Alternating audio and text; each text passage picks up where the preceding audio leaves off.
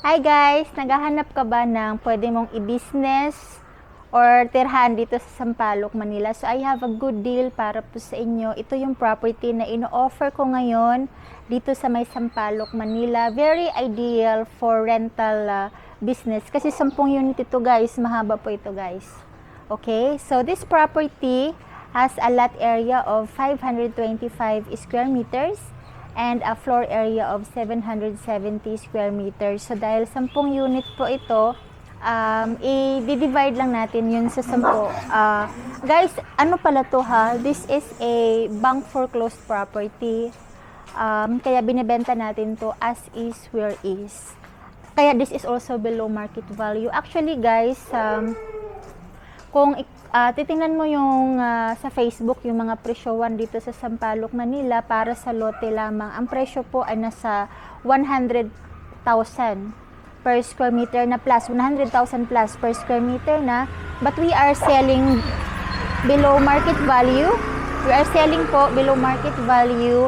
I'm offering this price for this apartment for 45 million. Okay? And then, kung i-compute mo po yan sa lot area niya, napakababa ng presyo. Below market value po yung prices natin.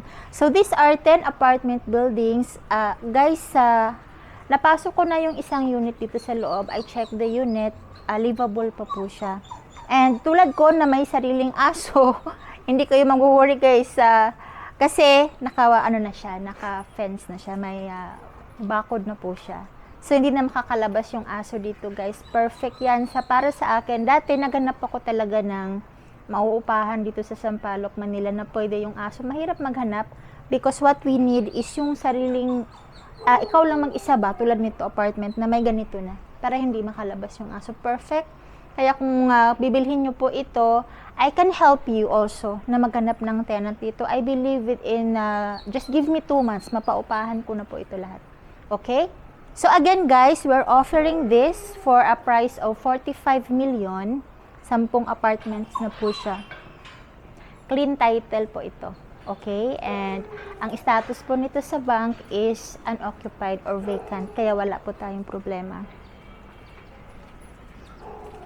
Pag titingnan nyo po ito, just give me a few days advance notice kasi kailangan ko pong mag-submit ng request form para po mapasok po ninyo yung unit. And if you have questions, please feel free to comment para masagot ko po. Especially sa mga wala pang experience bumili ng foreclosed property because this is bank foreclosed, right? So, please call me in my phone number po para makapag-usap tayo papaano. Kasi iba yung process ng foreclosed compared sa bumili tayo from a private owner or from a developer. So, I also have other videos pa na gagawin para sa foreclosed. So, for now, let me just show you kung ano yung itsura ng 10 bahay. So, ipakita natin. Susundan lang papasunod lang ako dito sa sa camera. Guys, oo. Maraming nagtatanong sa akin regarding sa parking pala. I-discuss ko na yung parking.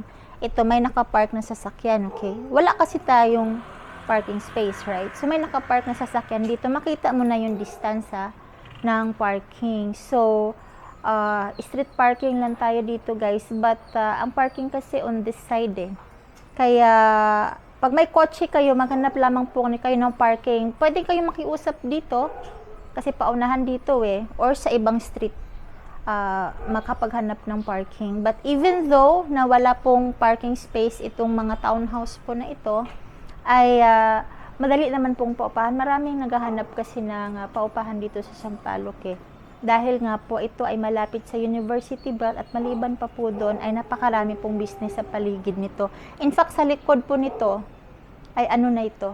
Ang likod na kalsada nito ay marami na pong commercial dyan kasi main road yung nasa likod So I'm gonna show yung mga bahay sa tabi niya Sila na dito na po nakatira, nagpa-park din sa kalsada din naman sila nagpa-park. Swerte lang sila dahil on this side yung parking. So, itong building na to, wala daw nakatira dito o pwedeng mag-parking sa tapat nito. Sa mauna lang. Kausapin nyo na lang po siguro yung may-ari para maka-parking po kayo. Okay, papasundan natin sa camera. Sunod ka lang sa akin para makita natin yung bahay.